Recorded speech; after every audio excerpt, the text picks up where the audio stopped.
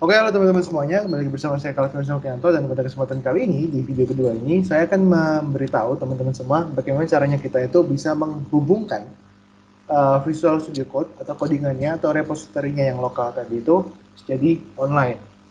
Nah, kita akan menghubungkan Visual Studio Code dengan akun GitHub kita.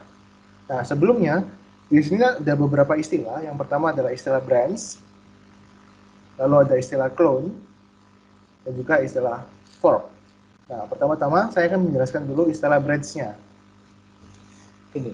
Jadi, ketika kita membuat sebuah codingan, biasanya kan kita ada beberapa commit. Nah, commit itu adalah perubahan terakhir yang dilakukan pada proses developing codingannya itu. Nah, misalkan dalam satu codingan itu ada 4 atau 3 commit lah. 3 commit. Commit 1, 2, 3.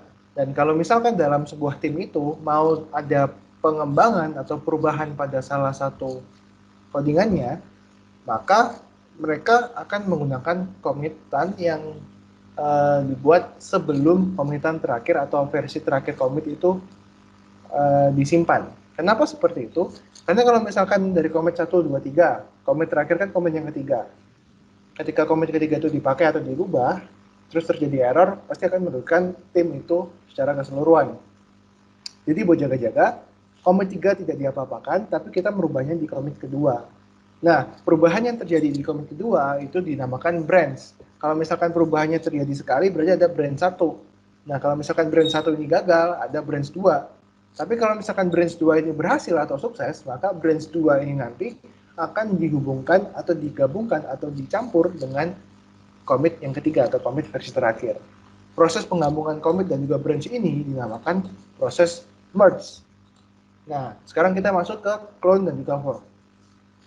Clone dan juga fork itu sebenarnya sama-sama menjiplak. Cuman perbedaannya kalau misalkan di sini clone itu cuman menjiplak komitnya saja. Jadi komit 1, 2, 3 dijiplak. Tapi kalau misalkan fork itu menjiplak semuanya mulai dari komit dan juga branch-nya full dijiplak. Seperti itu.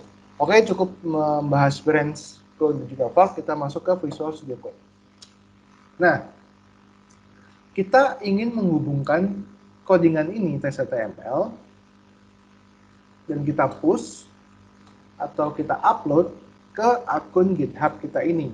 Caranya gimana? Yang pertama, kita akan rubah dulu di sini. Di sini ada tes panjang ini biar gampang notice.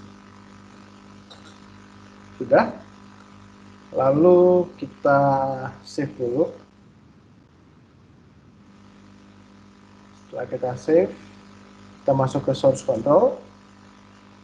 Kita klik three dots di sini. Views, source control and repositories. Oke. Nah, di sini kita bisa commit dulu. Kita commit. Oke, setelah di commit kita bisa push atau kita bisa upload.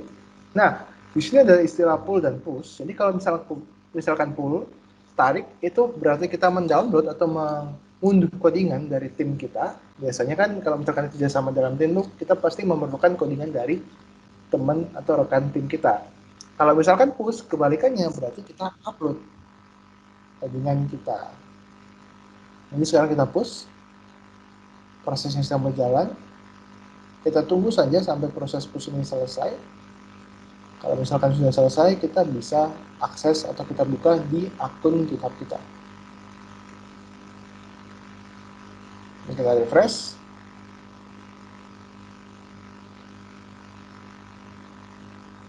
Dan ini ada teman-teman tulisannya 1 menit yang lalu, 1 minute ago, tes HTML. Berarti sudah terupdate. Ini ada 1 minute ago.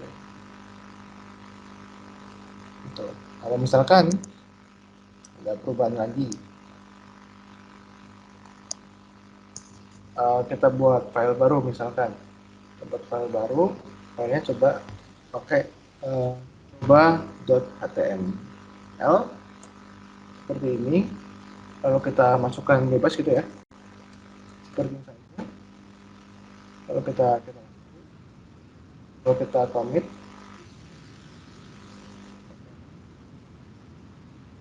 Kita coba push, kita push, kita tunggu pushnya selesai, kita buka di sini, kita refresh. Nah, coba HTML 15 seconds ago. Berarti ini sudah berhasil kita hubungkan, teman-teman. Seperti itu. Nah, sekarang kita pakai yang text HTML saja. Saya ingin menunjukkan ke teman-teman gunanya commit sekali lagi. Jadi misalkan, kan tadi perubahan terakhirnya ini ya, sudah di commit ya. Kita coba buka file explorer, dan di timeline, kita buka timeline, itu ada beberapa commit. Nah, misalkan saya buka yang ini. Nah, ini akan menjelaskan perubahannya sebelum dan sesudah. Jadi sebelumnya itu kan cuma tes 2, dan saya rubah jadi tes seperti itu. Kalau misalkan saya mau rubah lagi, di sini saya tambahin. Misalkan H3, Calvin Kianto. Saya save, saya buka di search control, lalu saya commit. Saya buka di file explorer, ini ada commit yang baru ini, now, dan ketika saya klik, ini ada sebelum dan sesudahnya. Sebelumnya ini masih kosong, dan sesudahnya saya tambahin heading 3, seperti itu. Jadi itu kita bisa tracking perubahan terakhirnya, teman-teman. Oke, mungkin video kali ini sampai segitu saja. Terima kasih buat teman-teman yang udah nonton. Kita akan lanjut ke video yang ketiga. Terima kasih.